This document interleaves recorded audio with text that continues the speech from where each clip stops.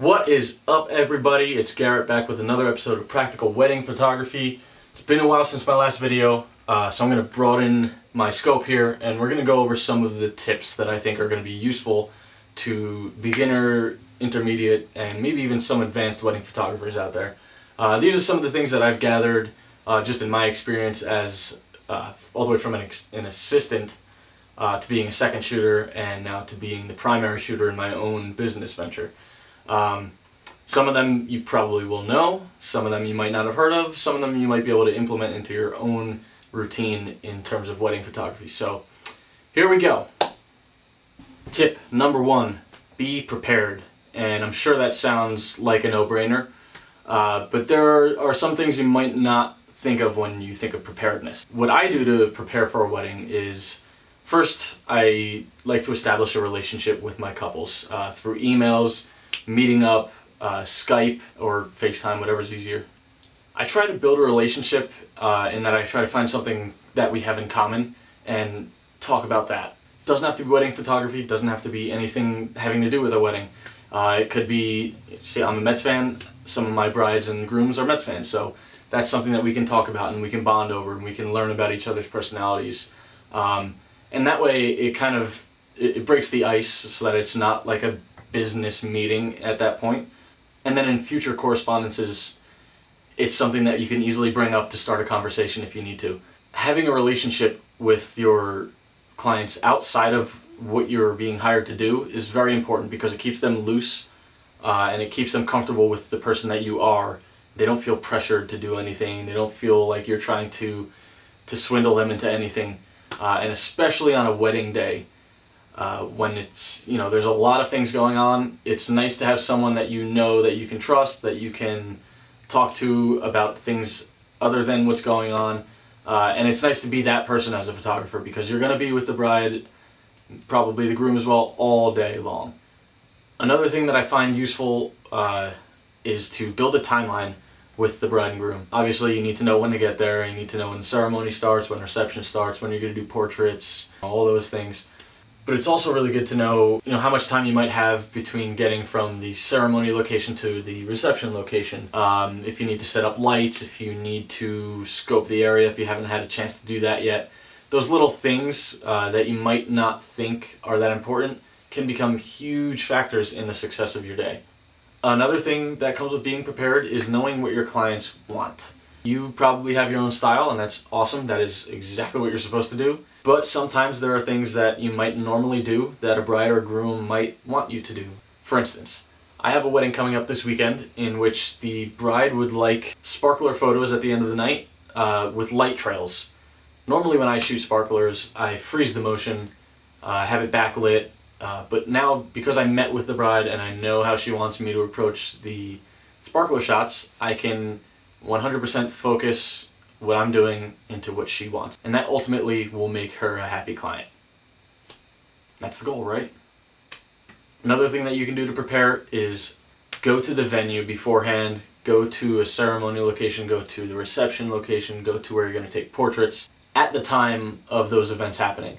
Light is a huge factor in photography. I mean, it's part of the word. Photo means light. If you know where the light is, you can easily plan big group shots, you can plan portrait locations, you can plan for a wedding party, family, all that stuff. It's just going to help you make the day go faster, smoother for the bride and groom, less hiccups, and you might find some really interesting light that you didn't know was there. You'll be ready for it.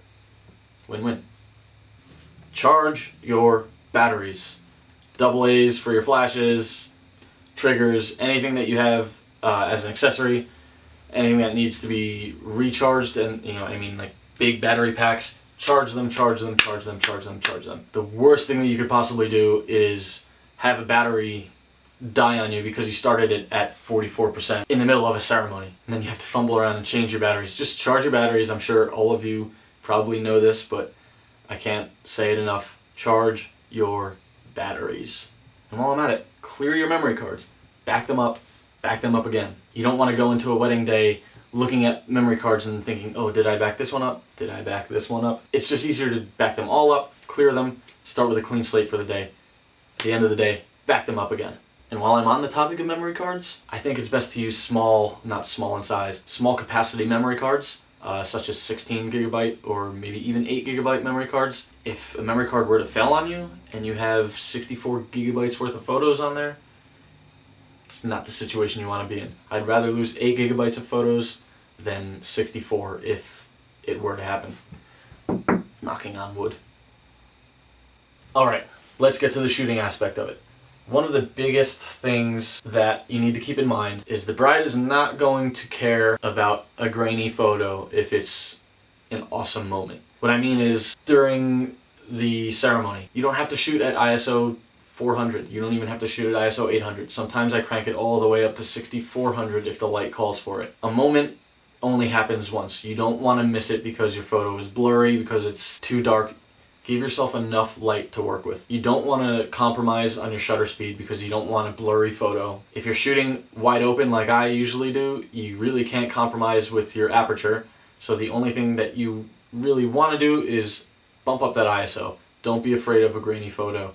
The moment is the most important thing. Speaking of aperture, I like to keep my aperture as close to wide open, if not wide open, as possible. You buy these lenses for a reason. The f2.8s, the 1.8s, the 1.4, 1.2, so on and so forth. They're capable of doing things that a lot of kit lenses and the cheaper lenses aren't able to do. If you're going to invest in that, you better be using it. At least that's how I see it. Stay at 2.8, stay at 1.8, stay at 2.0. Be comfortable with it, but push your lens to see what it can do.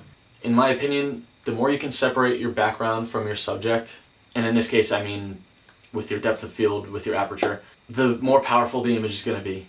Sure, you can have successful photos with your f-stop set at f8, f11. That's great. Most of the time though, that separation, that shallow depth of field is a key factor in a good wedding photo. Move around, get low, get up on something, shoot through something, shoot through some trees, through leaves, close a door, shoot through a window. Experiment with what you're given. You can always play it safe. You can get the good shot that you know will work, but jump out of your comfort zone, explore the boundaries. You never know what might happen unless you try it. Especially as a second shooter, you have a little bit more liberty in what you can get away with. At least that's how I felt when I was second shooting, when I am second shooting. For outdoor weddings, I would like to find some tall grass, trees with nice luscious leaves, and find an opening through them through which I can shoot the couple. In a church, if you have the ability to go all the way to the back and close the doors so that they're just a little bit open. I love that shot when you're shooting through the narrow opening of the doors into the church and you can see the bride and groom on the altar. Things like that can go a long way. Once you know that you can be successful with those things, they start becoming second nature and you work them into your repertoire of ideas that you can work with every wedding. There's no right or wrong when it comes to wedding photography. I might say in one of my videos that it's better to, do this, or it looks better when this happens. That's my opinion. It's take it with a grain of salt. That's what I think. You can really establish your own right or wrong within your workflow. Learn how you edit, learn how you shoot, try to make those work together for you. What I mean by that is, say I'm editing a reception. I like to shoot most of my photos with the same overall exposure so that I can use a preset to easily adjust most of the photos of the reception and make minor tweaks here and there, which really, really improves my editing time. But again, there's no right or wrong. You don't have to do that. Find what works for you and build on that. Get better at it. And just like there's no right or wrong, it's not a competition. Push yourself, but don't push yourself too hard. Stay comfortable with what you do, and then push the boundaries ever so slightly once you get better at it, and once you learn how you can handle it. You're never going to be the best wedding photographer in the world. You can't be the best. Literally, you physically cannot be the best wedding photographer in the world because it's such an objective thing. The biggest thing is, are your clients happy? If they are happy, then for all intents and purposes, you've done your job. But remember, client happiness doesn't just mean great photos. A great wedding day experience starts with you. Like I said earlier, you're going to be with them most of the day, if not all of it. So if they have a good experience with you during your wedding day, it's just going to make the photos that much better because they remember how much fun it was. If they didn't have a good time with you, if they have something to nitpick about, then they're going to nitpick once they see the photos. And lastly, take charge. This mostly comes to mind to me when I'm shooting family and wedding party. Most of the time it's a larger group of people. People want to talk to the bride and groom, talk to each other, congratulate each other, what have you. That's great, but sometimes things need to be done in a certain time. Now, I'm not saying to shout and scream and boss people around, but make sure that people know that this is an important part of the day. You need to be done at a certain time, maybe not specifically, but you know, you need to push things along. You need to make sure that the day runs smoothly so that everyone can enjoy the rest of the day. It's good when you're talking to the bride and groom before the wedding about your timeline and things like that, to make sure that they let everyone know how important it is that things go smoothly, that people cooperate, because cooperation leads to timeliness, and timeliness leads to happy clients. So there you have it, guys. A few tips that might be able to help you, whether you're a beginner or intermediate or even a veteran at wedding photography. Like I said, they're all my opinion. They all work for me. They might not work for you, but it doesn't hurt to try them, you know? If you like the video, if you got something from it, leave a like, leave a comment. If you disagree with anything, let me know what you do to prepare for a wedding day or during a wedding day. And as always, don't forget to subscribe. Thanks for watching.